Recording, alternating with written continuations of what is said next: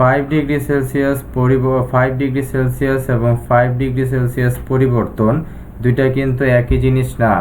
5 degree Celsius সমান সমান কত ডিগ্রি ফারেনহাইট, 5 ডিগ্রি সেলসিয়াস পরিবর্তন সমান সমান কত ডিগ্রি ফারেনহাইট পরিবর্তন, এটা নিয়েও আজকের এই ভিডিওতে কথা বলবো। তো চলুন শুরু করি। তো আমরা সবাই এই ইকুয়েশনটা জানি, c/5 f - 32/9 k - 273/5, কিন্তু এই ইকুয়েশনটার মাধ্যমে আমরা 5 ডিগ্রি সেলসিয়াস সমান সমান কত ডিগ্রি ফারেনহাইট সেটা বের করতে পারবো।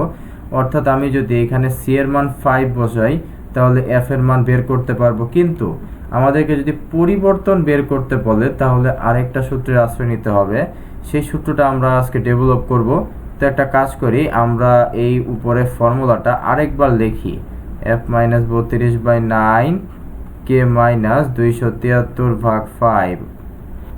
এখন খেয়াল করে দেখি যে ধরলাম কোনো একটা টেম্পারেচার, সেই টেম্পারেচার 1-এ সেলসিয়াস স্কেলের তাপমাত্রা C1, ফারেনহাইট স্কেলের F1 এবং কেলভিন স্কেলের K1। সেই 1 নং টেম্পারেচারের ইকুয়েশনটা আমি লিখে দিলাম। তারপর ধরলাম 2 নং টেম্পারেচারে সেলসিয়াস স্কেলের তাপমাত্রা C2, ফারেনহাইটে F2 এবং কেলভিনে হচ্ছে K2। তো 2 নং টেম্পারেচারের জন্য ইকুয়েশনটা লিখলাম। তারপর আমরা এই দুইটা ইকুয়েশন বিয়োগ দিয়ে দেই, তাহলে কি হবে, C2/5 - C1/5।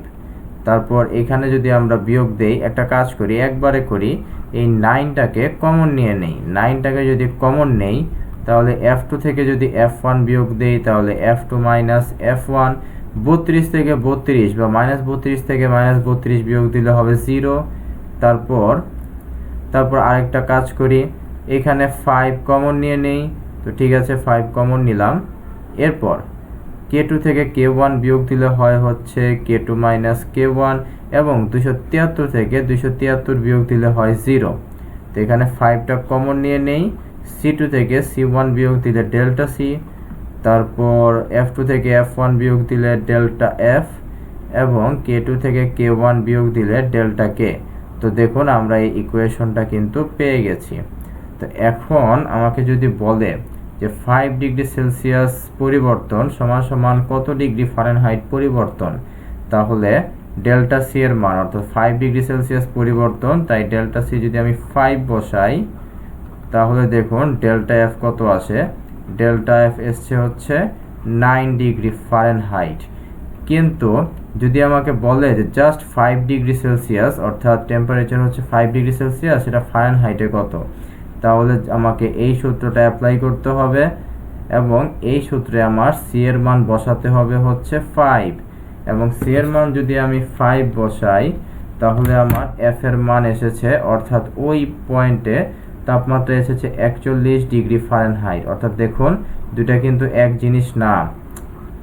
এখান থেকে আরেকটা মজার জিনিস দেখা যায়, খেয়াল করে দেখুন তো, ডেল্টা C/5 এবং ডেল্টা K/5 এই দুটো ইকুয়েশনকে আমরা একটু লিখি, ডেল্টা C/5 ডেল্টা K/5। এখান থেকে কিন্তু আমরা বলতে পারি যে সেলসিয়াস স্কেলের পরিবর্তন এবং কেলভিন স্কেলের পরিবর্তন হচ্ছে সমান।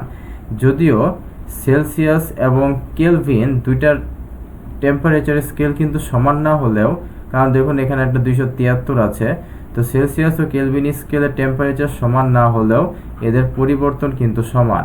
অর্থাৎ 5 ডিগ্রি সেলসিয়াস সমান সমান আমরা বলবো হচ্ছে 5 + 273 কেলভিন, ঠিক আছে, কিন্তু 5 ডিগ্রি সেলসিয়াস পরিবর্তন সমান সমান আমরা বলবো হচ্ছে 5 কেলভিন পরিবর্তন।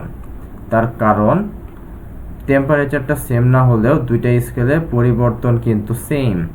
ওকে, তো এই পর্যন্তই ছিল আজকের ভিডিও। Thank you.